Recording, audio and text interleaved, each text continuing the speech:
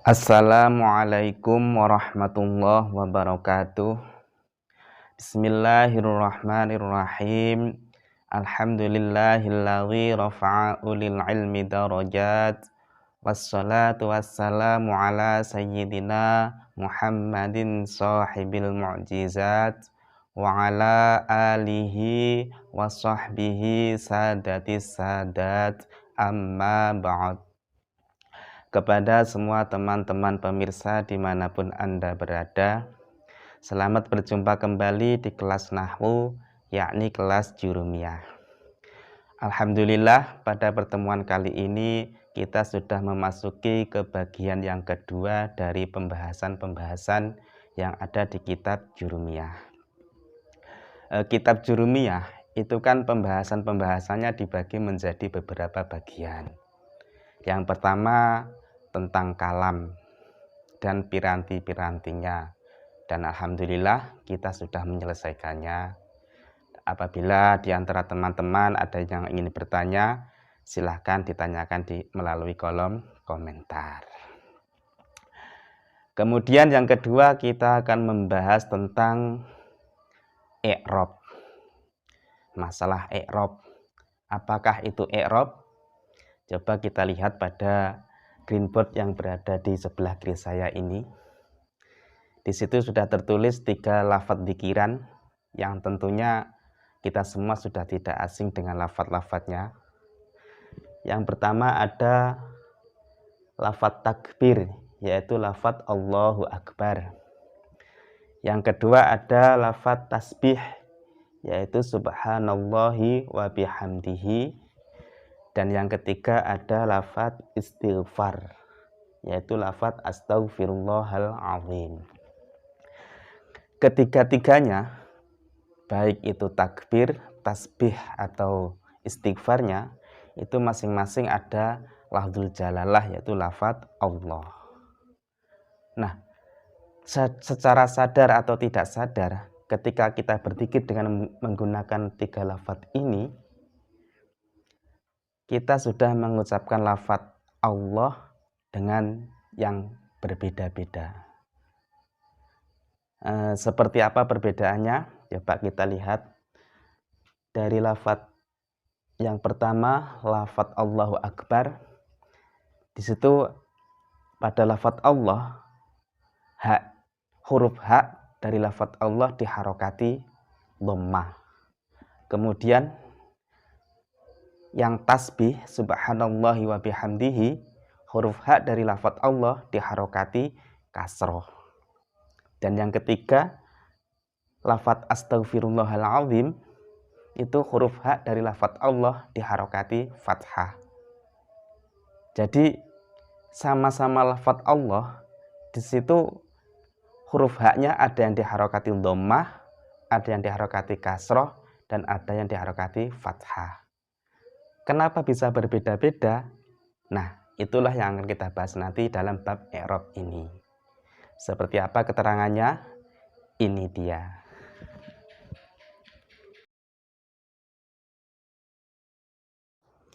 Nah, kita baca dulu ta'rifnya i'rab atau definisi-definisinya i'rab. Bismillahirrahmanirrahim.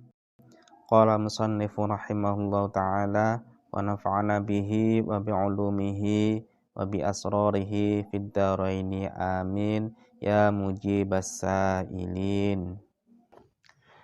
Babul i'rabi, bab yang menerangkan tentang i'rab. Al-i'rabu huwa taghyiru awakhiril kalimi likhtilafil awamili ad-dakhilati 'alaiha lafdhon au taqdiron. Kita maknai dulu.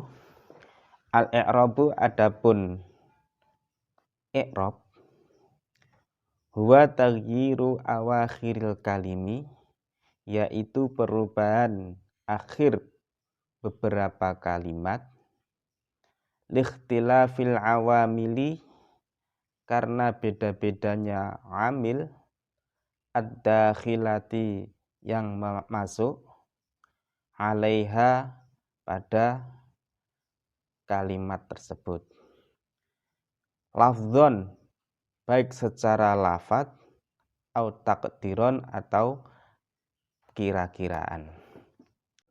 Yang artinya i'rab adalah perubahan-perubahan pada akhir kata sebab beda-bedanya amil yang memasukinya, baik berubah secara lafzi atau secara takdiri, secara perkiraan.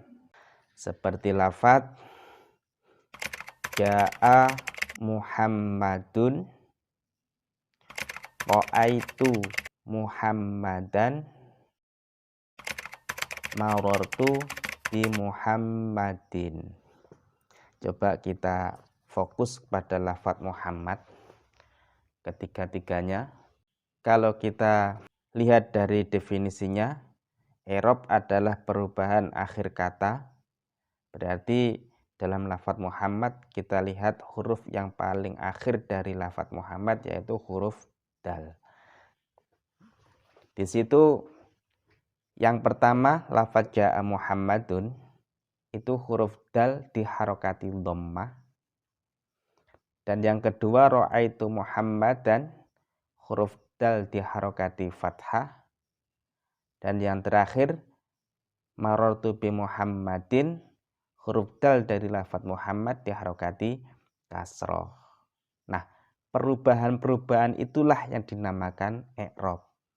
Ada yang diharokati dhammah, ada yang diharokati fathah, ada yang diharokati kasroh. Padahal satu kata, sama-sama lafadz Muhammad. Tapi huruf akhirnya ada yang di dhammah, ada yang di fathah, ada yang di kasroh. Nah, perubahan-perubahan itulah yang dinamakan i'rab. Lalu kenapa bisa berubah-ubah? Bisa di fathah, bisa di dhammah, bisa di kasroh. Itu karena adanya amil yang masuk, amil yang memasukinya. Sedangkan amilnya berbeda-beda. Amil itu lebih mudah difahami, sesuatu yang mendatangkan i'rab, yang mengakibatkan adanya i'rab, adanya perubahan. Sedangkan amil itu ada 4 macam, yaitu amil rafi. Yang pertama amil rafi, yang kedua amil nasib, yang ketiga amil khafid, yang keempat amil jazim. Nah, lafadz Muhammadun itu kedahuluan amil rafi berupa lafadz ja'a. Yang mana lafadz ja'a ini kalimah fi'il. Kalimah fi'il itu pengamalan yang utama itu memberikan i'rab rofa kepada fa'ilnya. Fi'il itu kan kalau kita kembali ke komponen-komponen kalam itu yang pertemuan yang kedua, kalimah fi'il itu kan kata kerja. Pekerjaan itu tidak akan pernah terlaksana kalau tidak ada yang mengerjakan. Nah, yang mengerjakan itu namanya fa'il. Nah, kalimah fi'il itu pengamalan pertamanya itu merofakkan terhadap fa'il, pelakunya, subjeknya ya, subjeknya. Itu pekerjaan yang pertama.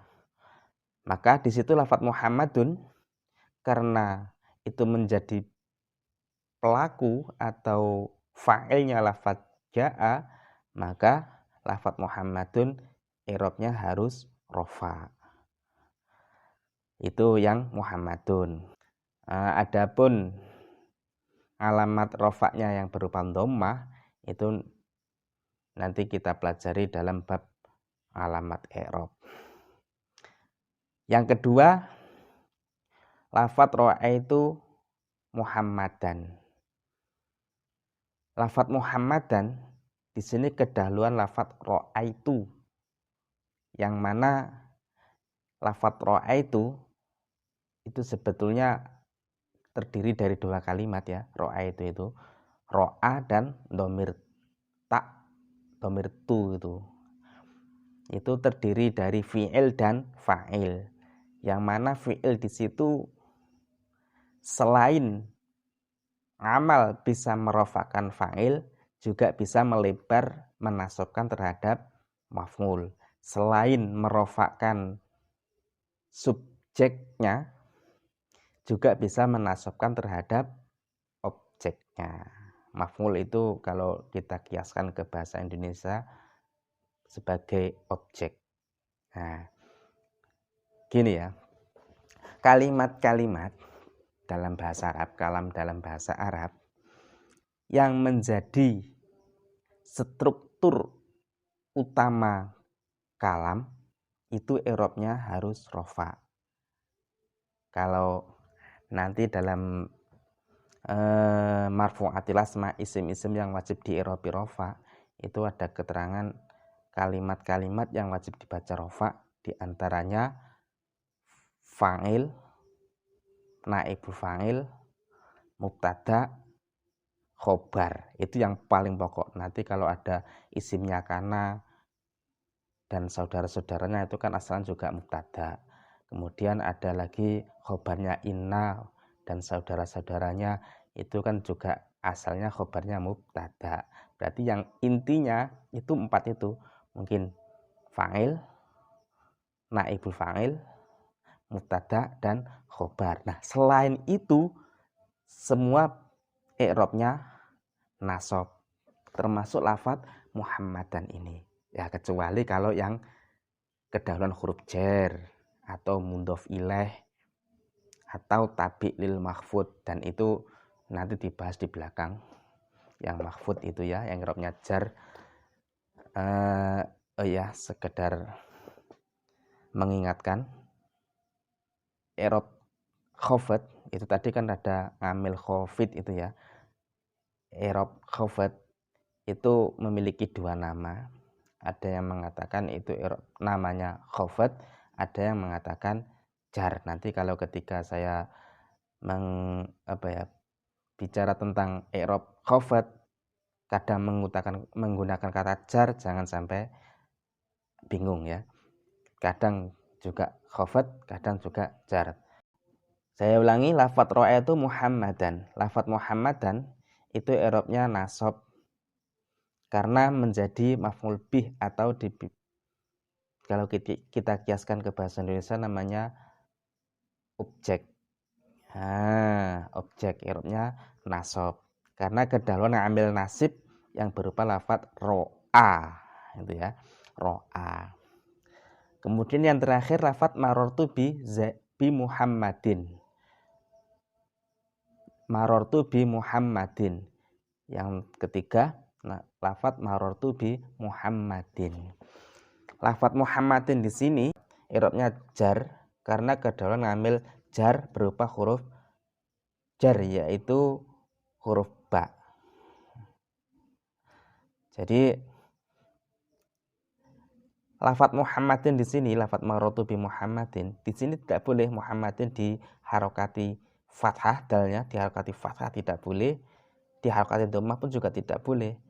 Karena i'rabnya jar di sini berupa lafadz yang mana ketika i'rab jarnya harus ditandai dengan kasroh, huruf akhir dengan harokat kasroh. Nah, seperti tadi, adapun alamat kasroh pada lafadz Muhammadin, fathah pada lafadz Muhammadan, dalnya ya. Kemudian dhammah pada lafadz Muhammadun, dalnya lafadz Muhammadun, itu nanti kita bahas dalam bab alamat i'rab. Nah, lafadz Muhammadun itu sebelum kedahuluan amil, di sini ngambilnya tentu lafadz ja'a untuk lafadz Muhammadun dan ro'a untuk lafadz Muhammadan, dan huruf jar ba, huruf khafad ba pada lafadz Muhammadin. Ketika lafadz Muhammad di sini belum kedahuluan amil, itu hukumnya membingungkan. Dikatakan mu'rab belum memiliki i'rab dikatakan mabni, tidak memenuhi syarat. Padahal kalimah itu kalau tidak mu'rab ya mabni. Mu'rab itu bisa menerima i'rab, bisa rofa, bisa nasab, bisa jar, bisa jazm. Itu namanya mu'rab. Kalau tidak bisa menerima i'rab namanya mabni. Jadi cuma dua itu hukumnya. Lafadz itu kalau tidak mu'rab ya mabni. Nah, di sini lafadz Muhammad sebelum kedatangan amil, sebelum kedahuluan amil itu hukumnya membingungkan. Mau dibilang mu'rab, belum ada yang memberi i'rab, dikatakan mabni, tidak memenuhi syarat. Karena kalimah isim, di sini kan lafadz Muhammadun kalimah isim. Kalimah isim itu hukum asalnya itu mu'rab, bisa menerima i'rab. Kalau nanti ada isim yang hukumnya mabni, yang mabni itu karena ada sebab-sebab tertentu. Nah, di sini lafadz Muhammad ini seharusnya mu'rab. Karena lafadznya mu'rab. Tapi belum memiliki i'rab. Dikatakan mu'rab itu kan kalau sudah memiliki i'rab. Di-i'rabi mu'rab itu kan namanya kan di-i'rabi, diberi i'rab. Nah, sedangkan yang beri i'rab itu belum ada. Jadi ya bingung hukumnya. Tidak mu'rab, tidak mabni. Repot memberi hukumnya. Nah, itu i'rab. Semoga bisa dipahami ya. I'rab, perubahan akhir kata, sebab beda-bedanya amil yang memasukinya. Kalau amilnya rofi itu mendatangkan i'rab yang namanya i'rab rofa. Amil nasib itu mendatangkan i'rab nasab. Amil khafid itu mendatangkan i'rab khafad atau jar. Kemudian kalau amil yang terakhir amil jazim itu mendatangkan i'rab jazm. Karena amil itu dibagi menjadi 4 bagian, 4 golongan, rofi, nasib, khafid, dan jazim, maka i'rab juga ada 4. Kita baca dulu keterangannya, pembagian dari i'rab. Wa aqsamuhu, adapun pembagian i'rab, arba'atun yaitu ada 4. Raf'un berupa i'rab rofa, wa nasbun dan i'rab nasab, wa khafdun dan i'rab khafd atau jar, wa jazmun dan i'rab jazm. I'rab dibagi menjadi 4 bagian, yaitu i'rab rofa, i'rab nasab, i'rab khafd, dan i'rab jazm. Nah, karena amilnya ada 4 bagian, ada 4 golongan, maka i'rab juga ada 4. Rofa, nasab, khafd, jazm. Itu yang namanya i'rab. Kemudian di depan tadi ada keterangan lafdzun au taqdiron. Lafdzun au taqdiron itu maksudnya begini. Kalau lafdzun itu jelas perubahannya seperti lafadz Muhammadin tadi, dalnya ada yang di dhammah, di fathah, ada yang di kasroh, itu namanya lafdzun. Kalau takdiron itu tidak tampak perubahannya, secara zahir itu masih tetap. Seperti contohnya lafadz al-fata. Al-fata ini kalau kedolan ngamil baik rofi, nasib atau khafid, misalnya ja'al fata, ra'aitu al-fata, marortu bil fata. Nah, ini baik rofa, nasab atau jar, lafadz al-fata ini tetap wujudnya ya tetap seperti itu. Al-fata tidak di dhammah, huruf akhirnya tidak di dhammah, tidak di kasroh, tidak di fathah. Sebetulnya aslinya itu juga ada, sebetulnya ada perubahan, cuma tidak kelihatan. Kalau di perlihatkan itu sebetulnya lafadz al-fata itu kalau rofa ja'a al-fatayu, ya, al-fatayu. Hal yang nasab ro'aitu al-fataya,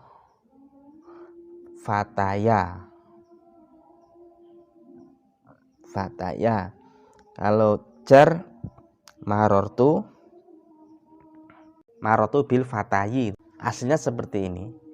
Al-fatayu ketika rofa, nasab al-fataya, jar al-fatayi, ya. Nah, kalau menurut undang-undang dalam Qawaidul I'lal itu ada keterangan seperti ini. Ketika ada wawu atau ya yang berharokat, baik itu harokat dhammah, kasroh atau fathah, di situ jatuh setelah harokat fathah yang mutasil bersambungan. Maksudnya antara huruf yang diharokati fathah sebelum wawu atau ya dan huruf wawu atau ya-nya itu tidak dipisah dengan huruf yang lain, namanya mutasil. Kalau ada wawu atau ya yang seperti itu, maka wawu atau ya tersebut harus diganti dengan alif. Nah, seperti lafadz al-fatah ini, sebetulnya al-fatayu misalnya, ya, kalau rofa al-fatayu. Di sini huruf ya diharokati dhammah, jatuh setelah huruf ta yang diharokati fathah. Yang mana antara ta dan ya di sini tidak dipisah dengan huruf yang lain, berarti mutasil. Maka ya di sini harus diganti dengan alif. Menjadilah lafadz al-fatah. Nah, itu kalau lafadz al-fatah itu huruf akhirnya kan sebetulnya alif, itu bukan ya. Karena sudah dirubah, yang aslinya memang ya tapi dirubah menjadi alif. Namanya alif layyinah. Layyinah itu maknanya lunak. Jadi alif yang bisa dibengkokkan menjadi berbentuk seperti ya, cuma nggak ada titiknya. Nah, di sini lafadz al-fatah setelah melalui proses i'lal itu yang merubah ya dirubah menjadi alif, itu namanya i'lal. Setelah dirubah menjadi alif, secara otomatis alif ini kan disukun, karena huruf alif itu tidak bisa menerima harokat. Nanti kalau teman-teman melihat ada huruf alif yang diberi harokat, entah itu fathah, kasrah atau dhammah, itu berarti bukan alif tapi bentuk lain dari huruf hamzah. Kalau memang benar-benar alif, itu harus disukun. Alif tidak boleh diharokati. Alif selamanya disukun dan jatuh setelah harokat fathah. Sebetulnya seperti itu kaidahnya. Nah, di sini lafadz al-fatah, huruf akhir dari lafadz al-fatah itu berupa alif. Sedangkan alif tidak boleh diharokati.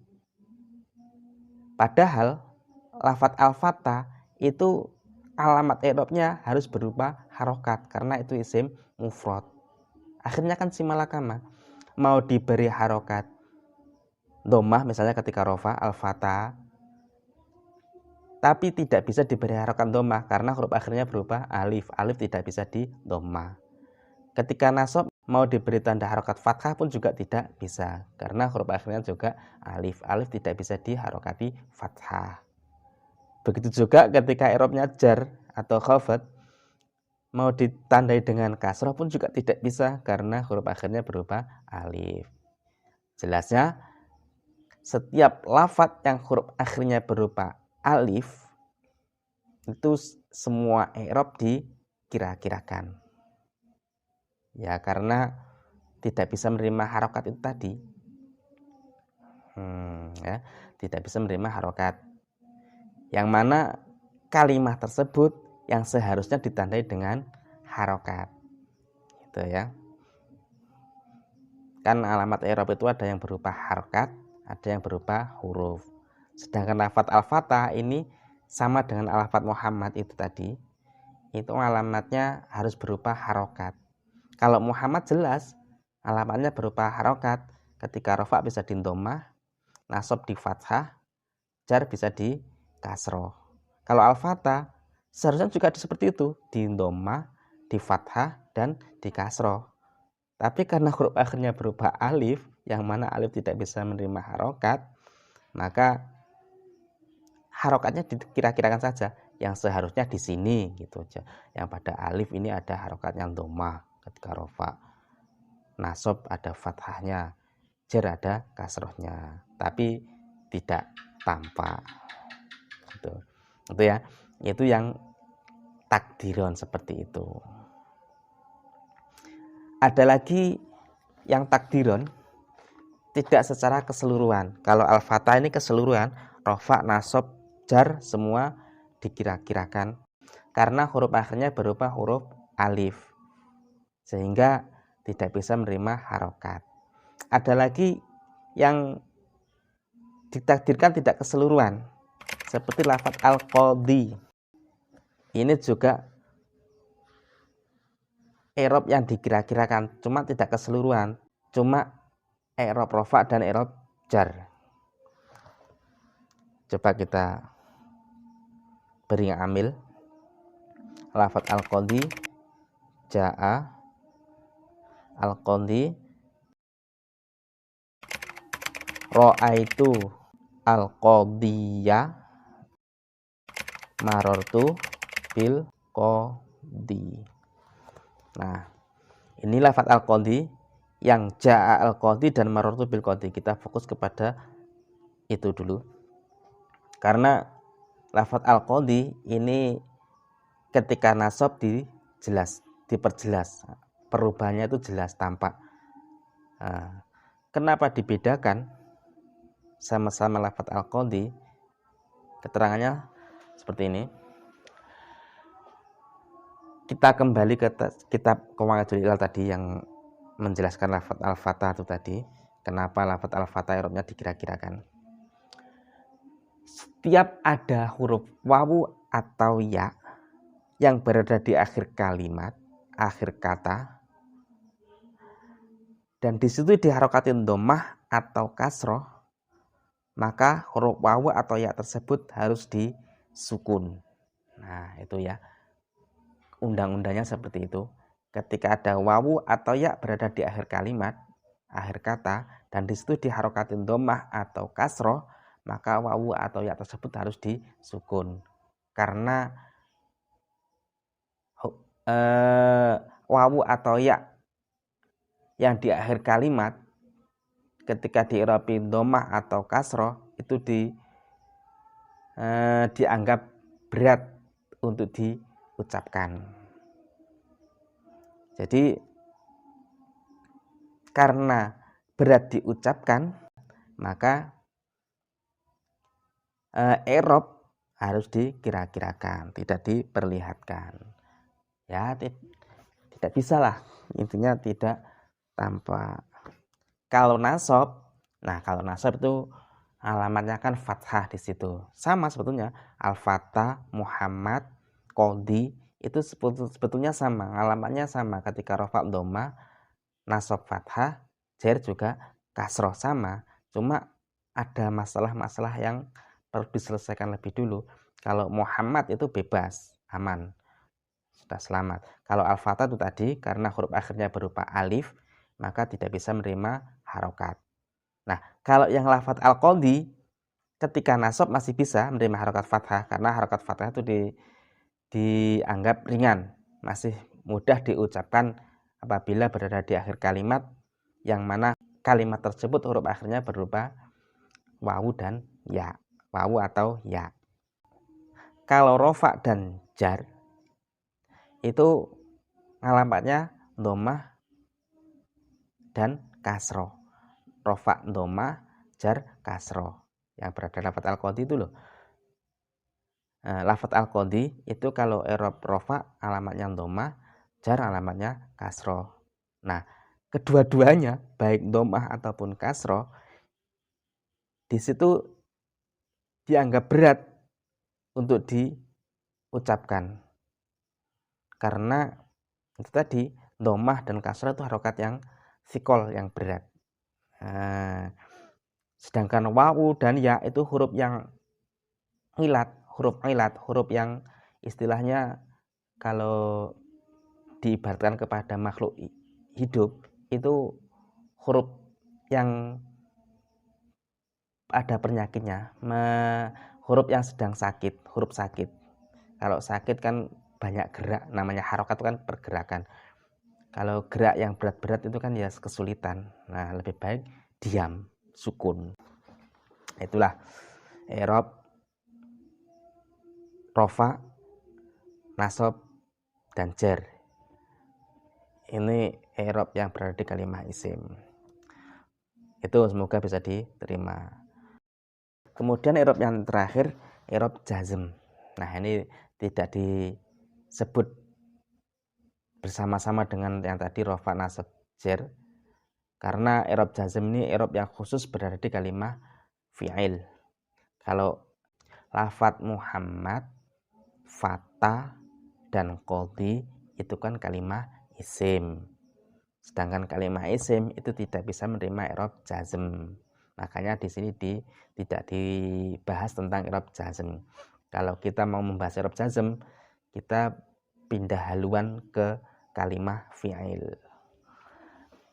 Dan kalau kita kembali ke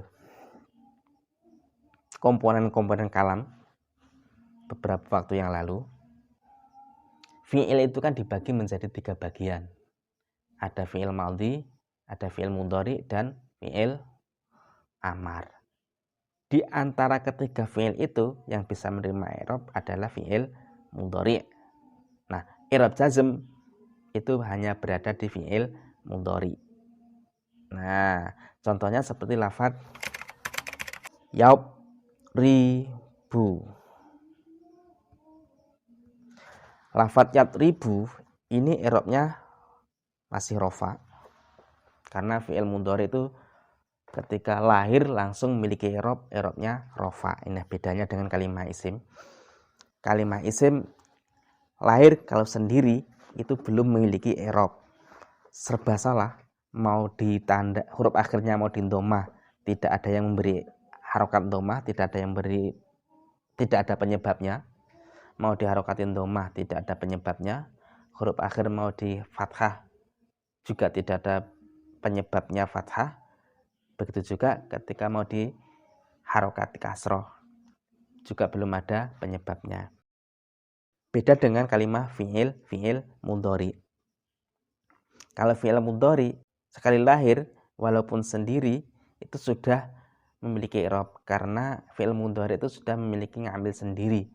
Ambilnya namanya amil maknawi tajarrud. Tidak tampak tapi amal gitu. Bisa memberi i'rab tanpa adanya amil yang menasabkan dan menjazmkan, maka fi'il mudhari harus di'irabi rofa. Nah, seperti lafadz ribu, ini i'rabnya rofa. Lalu lafadz ribu ini apabila didahului amil jazim, contohnya seperti lafadz lam, ini lafadz ribu i'rabnya berubah menjadi i'rab jazm. Yang tadinya ribu huruf akhir berubah huruf ba ini diharokatin dhammah, kalau sudah kedaluan amil jazim, maka lafadz ribu berubah menjadi rib huruf akhir di sukun. Nah, ini i'rab jazm. Kalau nasab misalnya ribu kedahuluan amil nasib berupa lan, lafadz lan ini menjadi lan riba. Ini jelas-jelas rofa ribu sebelum kedahuluan amil nasib atau amil jazim ribu, i'rabnya rofa ribu huruf akhirnya dindoma. Kalau kedahuluan amil nasib menjadi i'rab nasab riba huruf akhir di fathah, dan kalau kedahuluan amil jazim huruf akhir disukun menjadi i'rabnya jazm. Itu i'rab. Semoga bisa dimengerti dan difahami. Amin. Sekali lagi, kalau ada yang ingin bertanya, silahkan bertanya melalui kolom komentar. Sekian, wallahul muwaffiq ila aqwamit thoriq. Assalamualaikum warahmatullahi wabarakatuh.